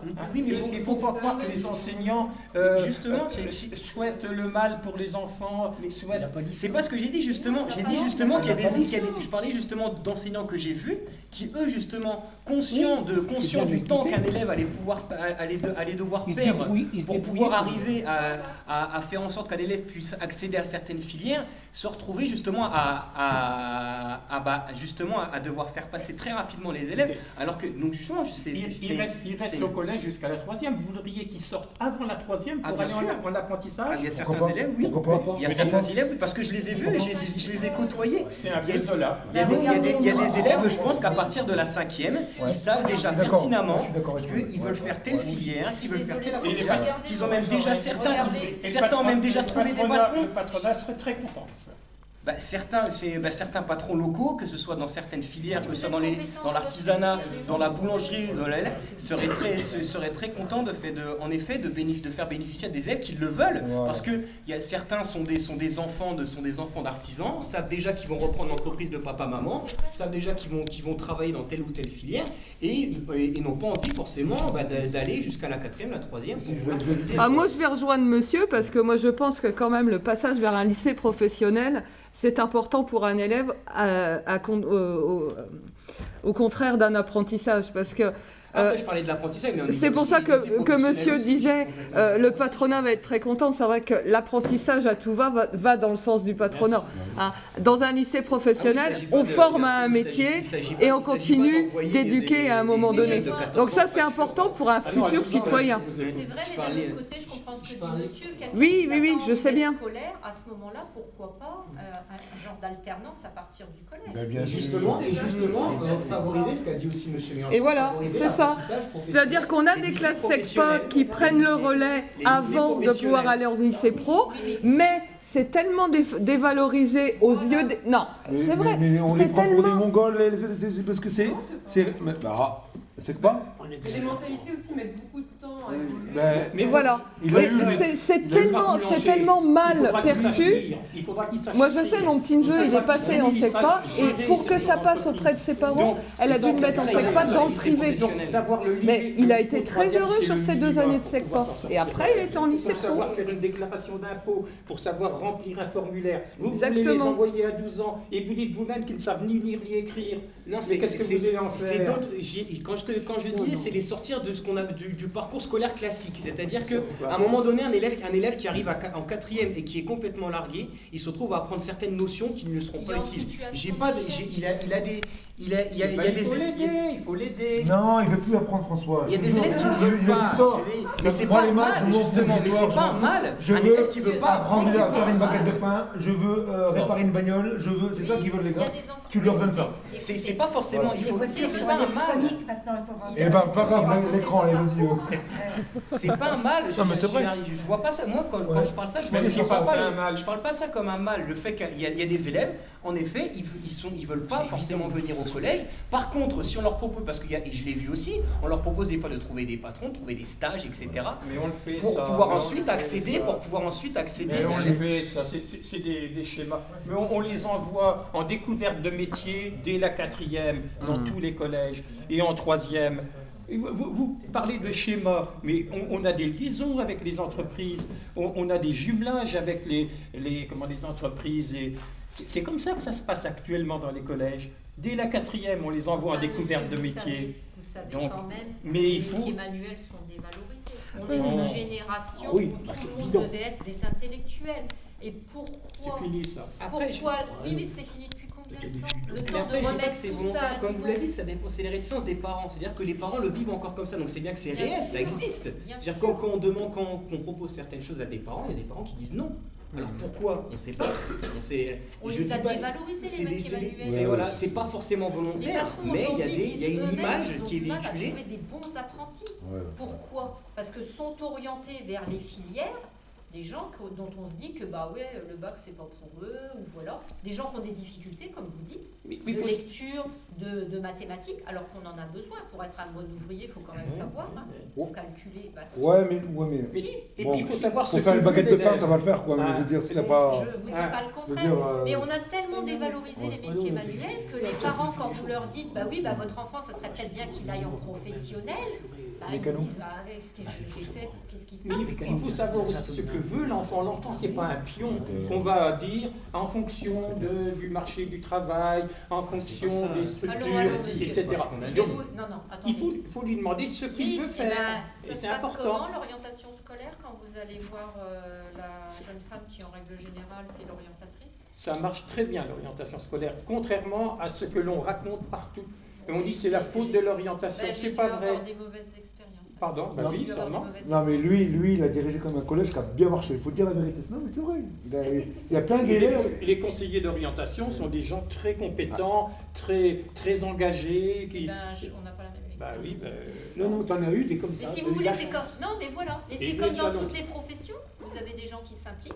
Il y a des gens qui sont compétents dans leur travail. Et puis, il y en a d'autres qui se disent... Il faut être réaliste. Moi j'avais une année sur une classe de 3e, j'avais 10 filles qui voulaient être coiffeuses. Bon, c'était pas possible. Parce que vous vous rendez compte, 10 coiffeuses, elles vont faire leur formation, elles vont s'installer à Sainte-Ménéhould, et tous les ans, on aura 10 coiffeuses nouvelles à Sainte-Ménéhould. Donc il faut aussi, en fonction des capacités de formation, dire ben non, c'est pas possible, bon, fais ton dossier, mais sûrement tu ne seras pas accepté, etc. Parce que il y a aussi, faut être réaliste, quoi. Ah, donc si elles veulent être coiffeuses, ben voilà. Hein? Donc les enfants ne sont pas des pions, mais si elles veulent être coiffeuses, il faut qu'elles soient réalistes et Ben qu'elles oui, ne soient oui. pas coiffeuses. Il faut donc un peu un équilibre, si vous voulez, tout Voilà, ça. mais qui fait l'équilibre? Hein? Qui fait l'équilibre? Comment dirais-je, Le prof principal. Voilà. Non. Bah il y a- si, on discute beaucoup avec les élèves quand même.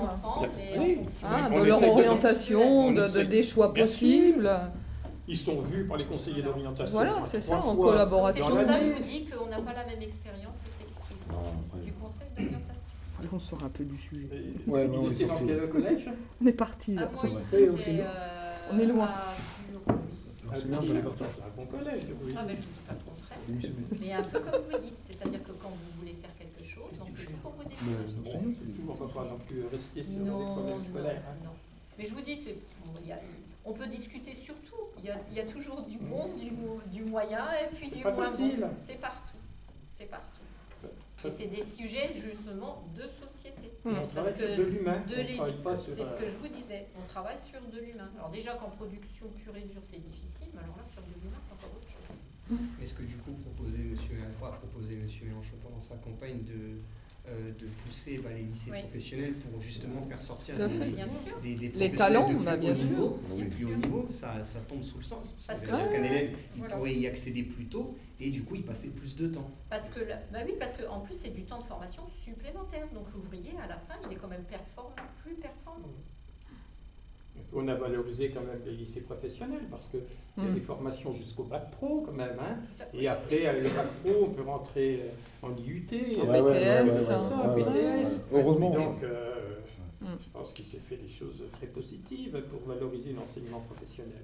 De toute façon, on en aura nous, dans le programme, on en a de plus en plus besoin, puisqu'on veut créer des secteurs assez pointus. Bon, bien sûr qu'il y a place pour les intellectuels, la recherche, etc. Mais la mise en place du programme avec toute la transition écologique, l'énergie, les énergies renouvelables et tout ça, c'est toutes ces professions-là qu'il va falloir développer, qu'il va falloir mettre en place, cahier des charges, et puis former des jeunes pour répondre à tout ça. De l'emploi, il y en a. Mais il faut une vraie volonté au niveau de l'éducation nationale pour créer ces filières-là et puis former des jeunes pour aller dans ce sens-là. Nous, le programme, il est quand même en tout sur la transition écologique. C'est notre cheval de bataille. Parce que justement, si je ne me trompe pas, dans le gouvernement actuel, ce qui avait été évoqué, c'était justement de donner la possibilité, notamment à des universités, je crois, de donner plus de facilité aux établissements pour créer les filières qu'ils veulent. Donc si c'est tel que je le pense, ça veut dire qu'on va se retrouver un petit peu dans le schéma que vous avez expliqué. C'est-à-dire qu'un établissement va pouvoir créer une filière et du coup générer des sortants qui vont se retrouver sur le marché du travail sans forcément avoir de... Toutes les filières en lycée professionnel se créent quand même avec l'accord du patronat, c'est-à-dire de ceux... Tout à l'heure, je parlais des conventions collectives. Voilà, de ceux qui peuvent accueillir, c'est-à-dire, et donc on ne crée pas, vous connaissez ça, on ne crée pas une section dans un établissement en fonction de la demande du chef d'établissement ou des enseignants. Il faut que ceux qui accueilleront ces travailleurs, disons, soient aussi en accord, si vous voulez. Et c'est pour ça que c'est un travail de longue haleine. Parce que nous, la transition écologique qu'on veut, ça veut dire que derrière, il faut mettre en place au niveau de la formation, au niveau de l'éducation nationale. Et après, le boulot enclenche derrière. Donc c'est vrai que pour nous, la transition écologique est un formidable porteur d'emploi. Et surtout dans notre région où Numéro 1, Mais les ici, vous éoliennes. avez la filière Numéro bois. 1. L'agriculture, on pourrait rediscuter d'une agriculture solidaire et paysanne. Bon, je ne dis pas, ici c'est peut-être un peu difficile à faire entendre, n'est-ce pas?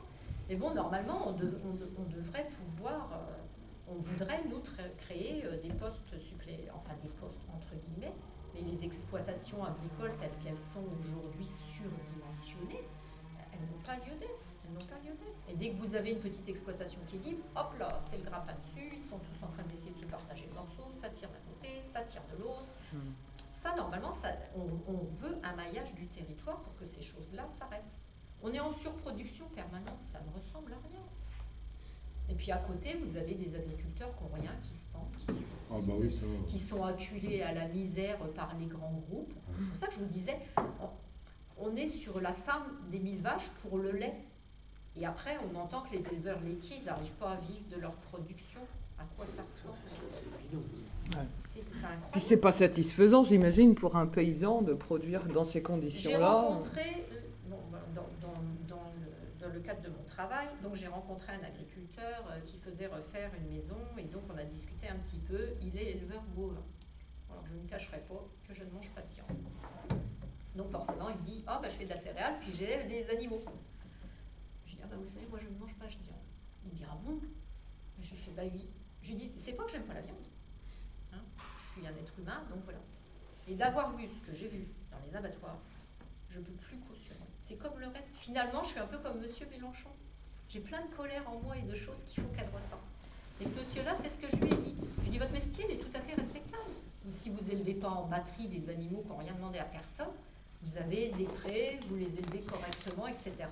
Bon, je les connais, mon grand-père, il en avait des vaches, Marguerite, ils ont tous un petit nom, il connaît bien celle-ci, elle fait comme ci, celle-ci, elle fait comme ça. Je lui dis, ça vous fait pas mal au cœur de savoir comment elles sont traitées à l'abattoir. Vous avez mis tout votre cœur à les élever et elles sont massacrées n'importe comment. Et là, il m'a dit, avant Pâques, mon beau-frère avait fait des agneaux. Et donc, il a élevé des petits agneaux, c'est mignon les petits agneaux, et il les a emmenés à l'abattoir. Et quand il est revenu, il a dit, plus jamais je ne ferai ça. Plus jamais, jamais, jamais. Donc ça aussi, si vous voulez, on les met dans une logique de production qui ne correspond pas à... Vous croyez, l'agriculteur qui élève des porcs sur des caillebotis métalliques, vous croyez que ça lui fait plaisir au fond de lui? Non. Il occulte, parce que oui, il faut que je vive, il y a ma famille, voilà. Mais on leur propose ce système-là, on leur impose finalement de vivre comme ça. Les gens qui font des abattoirs, ils ont des chaînes qui passent devant eux, ils font comme ils peuvent. Les gens qui ont eu le malheur de travailler à la chaîne, ils savent bien comment c'est. Si c'est pas fait là, c'est plus fait à côté. Et on leur impose tout ça, on les déshumanise. C'est pas normal. Tout ça au nom de la production est toujours la production. Il y a d'autres façons de faire, il y a d'autres façons de vivre. De toute façon, ce ne sont pas l'alimentation qui est forcément bonne, les plus. De toute façon, oui. Ces choses, D'ailleurs, à ce sujet-là, parce qu'on pourrait peut-être en parler aussi, il y a tout ce qui est accord du CETA et du TAFTA. Vous avez entendu parler du CETA. Donc le CETA, les accords que nous allons tous nous empresser de signer, bien entendu, puisqu'on adore ça. Alors, effectivement, c'est libre-échange. Alors c'est super, nous on va pouvoir exporter. Eux, ils vont surtout pouvoir exporter vers nous. Donc le bœuf aux hormones, les Monsanto, les moutons irlandais. Ça va être la fête. Les moutons irlandais. Voilà. J'ai pas goûté, j'aurais goûté. C'est surtout ce que ça risque de nous coûter quand une entreprise voudra attaquer. C'est ce que j'allais dire. Voilà, monsieur est au courant. Donc il y a quand même une disposition dont personne ne parle. Alors c'est marrant parce que tous les sujets qui fâchent, personne n'en parle jamais. Il y a quand même une disposition très importante dans ces contrats de libre-échange.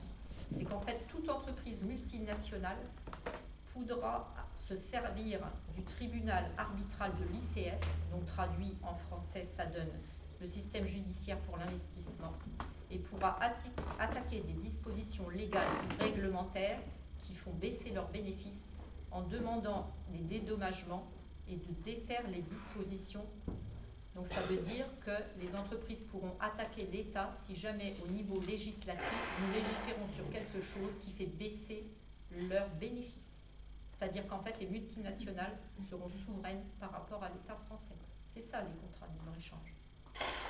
Et si le traité est signé, ce dont j'aimerais ne pas douter, n'est-ce pas? Voilà. Il a dit qu'il était fou. Je pense. Donc il va signer ce traité, M. Macron.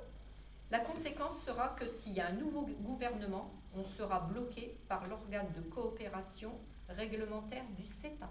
C'est-à-dire qu'une fois signé, pour revenir dessus, ça sera quasiment impossible. Même 5 ans après, il faut changer de... Ah bon? Non. C'est pour ça qu'il était important de bloquer ça maintenant. J'ai rien contre les Canadiens, j'ai des amis canadiens. Bon, de toute façon, mais c'est bien chez eux, pas chez nous. Et les gens ne comprennent pas qu'en fait, traité de libre-échange, les Français pensent qu'ils vont pouvoir échanger. Non, non, on va pouvoir être inondés. C'est comme ça que ça va marcher.